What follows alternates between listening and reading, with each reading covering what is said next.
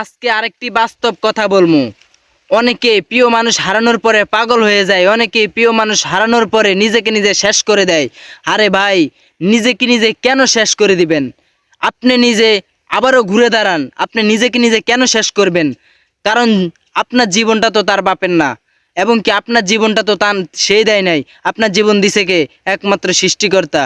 আপনার জীবন সৃষ্টিকর্তা দিছে, এবং কি আপনার জন্য কষ্ট করছে আপনার বাপ মা, আপনাকে লালে পালে মনে করেন বড় করছে আপনার বাপ মা, সে করে নাই। ঠিক আছে, আপনি সামান্য 2-1 বছর 3 বছরের ভালোবাসার জন্য আপনি নিজেকে নিজে শেষ করে দিতেছেন। বাপ মার কথা মানতেছেন না, বাপ মাকে অমান্য করে চলতেছেন। কেন ভাই, কেন? একজন মেয়ের জন্যই তো নাকি? আপনি ভরপুর টাকা কামান, আপনি ভরপুরভাবে চলেন, ঠিক আছে, টাকা কামান, চাকরি করেন, ভালোটা কিছু করে দেখান। তার মতো হাজারো মেয়ে আপনার পিছে পিছে ঘুরবে। ঠিক আছে, তার মতো হাজারো মেয়ে আপনার পিছে পিছে ঘুরবে, কারণ আপনার টাকা আছে যে, তার জন্য ঘুরবে। ঠিক আছে, আর যদি দিক পিছনে থাকেন, সোজা হিসাব, দিক পিছনে থাকলে সোজা হিসাব, বাড়ির থেকে 2-3 হাজার টাকা কিংবা ধরেন 15-20 হাজার টাকা ধরেন কারোর কাছ থেকে লয়া টয়া মনে করেন সোজা হিসাব ঘুরতে যাবেন, 1 মাসের লাগায় নিখোঁজ হয়ে যাবেন। 15-20 হাজার টাকা 1 মাসের লাগায় নিখোঁজ হয়ে যাবেন।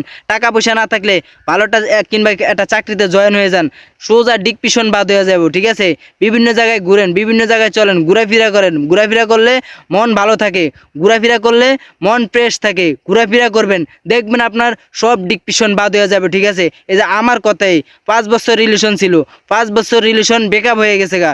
অনেক কষ্ট করছি, অনেক কান্না করছি। ঠিক আছে, একটা বাচ্চা ফোলাপানের মতো কান্না করছি 5 বছর রিলেশন ভাঙার পরে। পরে নিজেকে নিজে আবার নতুন করে তৈরি করছি, কারণ আমি চিন্তা করছি আমার নিজেকে নিজে আবার উঠে দাঁড়াইতে হবে। ঠিক আছে, আমি নিজেকে নিজে আবারও নতুন করে তৈরি করতে হবে, কারণ আমার এভাবে ভেঙে পড়লে চলবে না।